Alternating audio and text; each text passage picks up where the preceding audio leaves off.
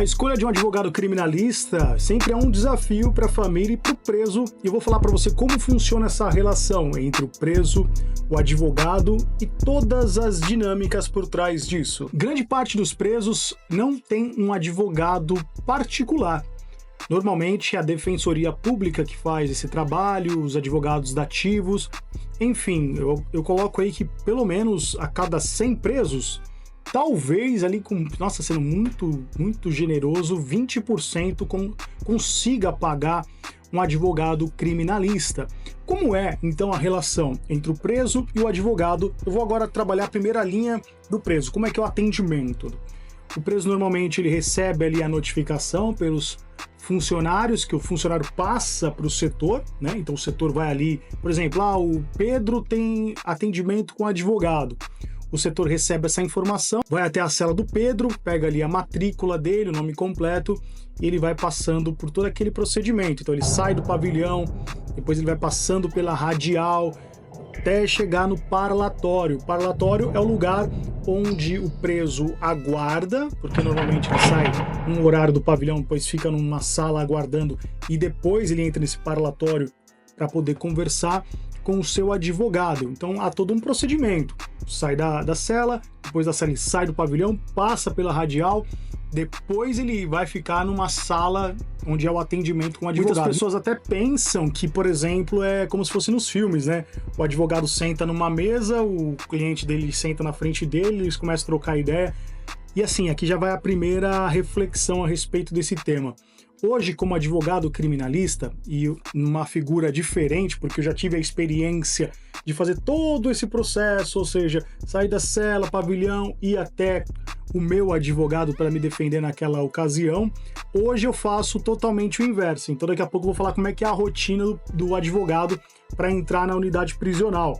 Agora, já vou passar para você aqui uma situação que eu tenho acompanhado em algumas unidades prisionais. Se você quiser acompanhar um pouco mais minha rotina, me siga nas outras redes sociais, que lá eu falo mais sobre a minha rotina.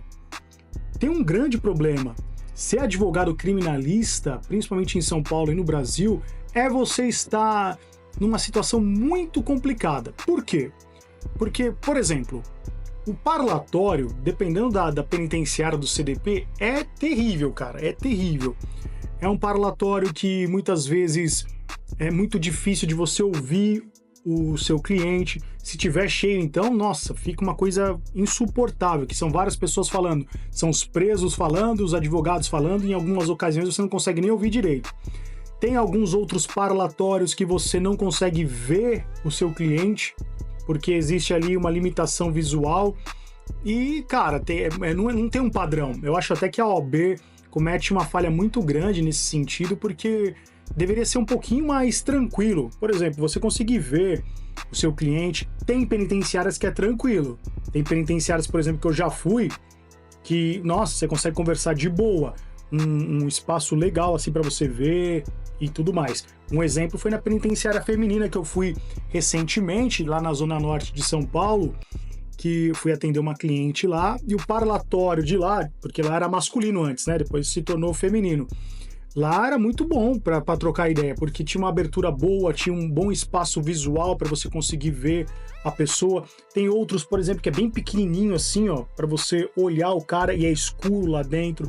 Então, depende muito da penitenciária, depende muito do CDP, é realmente bem desafiador o atendimento com o advogado. E principalmente a gente que atua hoje como defensor, isso já acontecia há muitos anos, temos também um problema. Qual o problema? Sempre somos observados como se talvez fizéssemos algo de errado. Por exemplo, se nós somos porta-vozes da organização criminosa ou somos parte funcional de algum esquema, então sempre tem essa questão. Mas aí vai aquela minha crítica. Também não tem policial penal corrupto? Tem, não tem? Tem. Não tem diretor de unidade prisional corrupto? Tem também. Não tem juiz que vende sentença? Tem também. Não tem desembargador? Tem também. Não tem policial? Tem também. Não tem na política também? Tem também. Então, por que só fica mirando em um? Tem aqueles que têm uma conduta ruim, uma conduta não adequada para aquela profissão, mas também tem os honestos, tem aqueles que trabalham de forma correta. E agora eu quero contar para você um pouco como é a rotina pro advogado criminalista. Vou passar para você a minha rotina como advogado criminalista. Normalmente, quando eu vou atender algum cliente, eu tenho o cuidado de mandar um e-mail para a unidade prisional, então eu mando lá um e-mail requisitando os meus clientes. Fulano de tal, matrícula tal, tá no raio tal. Não é obrigado, porque nós temos a prerrogativa que podemos atender o nosso cliente qualquer dia e qualquer horário. Só que tem todo um regramento também do sistema penitenciário que tem ali o seu método de segurança. Eu sempre gosto de respeitar. Então, para evitar qualquer tipo de problema, sigo esse padrão. Mando um e-mail, agendo. Sempre eu faço isso um dia antes, aí no outro dia, por exemplo, eu vou lá e faço o meu atendimento. Hoje em dia também tá um pouco mais fácil, por exemplo, que você consegue fazer atendimento por videochamada. É uma novidade que na minha época não tinha. Você faz ali um requerimento também para a unidade prisional, você não precisa ir pessoalmente na unidade prisional, o advogado. Ele faz esse atendimento por vídeo. Em algumas unidades você tem ali 20 minutos para poder falar com o seu cliente, algumas 30 minutos. Então você faz ali através de um aplicativo, você conversa com o cliente por vídeo. Isso ajuda bastante, principalmente quando o cara está muito distante. Por exemplo, eu já tive atendimentos do cara tá a 700 quilômetros do meu escritório e seria muito caro para a família pagar todas as despesas para eu ir até lá, por exemplo. Então, nesse caso, valeu muito a pena. Depois que eu faço o agendamento para ir lá presencialmente, chega lá, o advogado ele passa também por todo um procedimento na portaria. Depois na portaria é checado ali qual vai ser os presos que ele vai atender. Normalmente nessas unidades tem uma sala reservada para os advogados, que a própria OB deixa ali uma espécie de sala de espera. Depois disso, o advogado ele passa pelo scanner, né? Ele passa ali por uma vistoria, ele passa pelo raio-x para ver se tem alguma coisa de ilícito. E aí depois que ele faz esse procedimento, ele passa por mais um portão. E depois desse portão ele vai ter acesso ao parlatório, que é onde vai se encontrar com o seu cliente e assim eles vão poder conversar sobre o processo, sobre toda essa dinâmica. Eu confesso para vocês que é uma rotina extremamente estressante. O sistema prisional é muito estressante, porque lá é um ambiente bastante hostil, às vezes você encontra funcionários muito educados, que te tratam com muita educação, muito legal, né? Eu tenho recebido assim 90% dos funcionários que eu tenho cruzado nessa minha jornada como advogado criminalista atualmente, tem sido pessoas muito educadas comigo. Alguns são seguidores do canal, assistem os vídeos aqui do canal, e tem aqueles também, como toda a profissão, que são caras que não dá nem bom dia, tá sempre de cara feia. Se você der uma vacilada, ele vai tentar te prejudicar também. É normal, isso aí faz parte de toda a rotina. Como também tem muito advogado arrogante, muito advogado que se sente dono da razão. Cara, é o rolê desse mundo do sistema prisional, não tem o que fazer. Mas ser advogado criminalista, na minha leitura, é uma vocação, não é para qualquer pessoa. Tem muitos desafios, você enfrenta muitas barreiras, você passa por muitas frustrações com o judiciário. Muitas pessoas da sociedade pensam, a polícia prende, o judiciário solta, totalmente desconectado da realidade. Não é essa a realidade.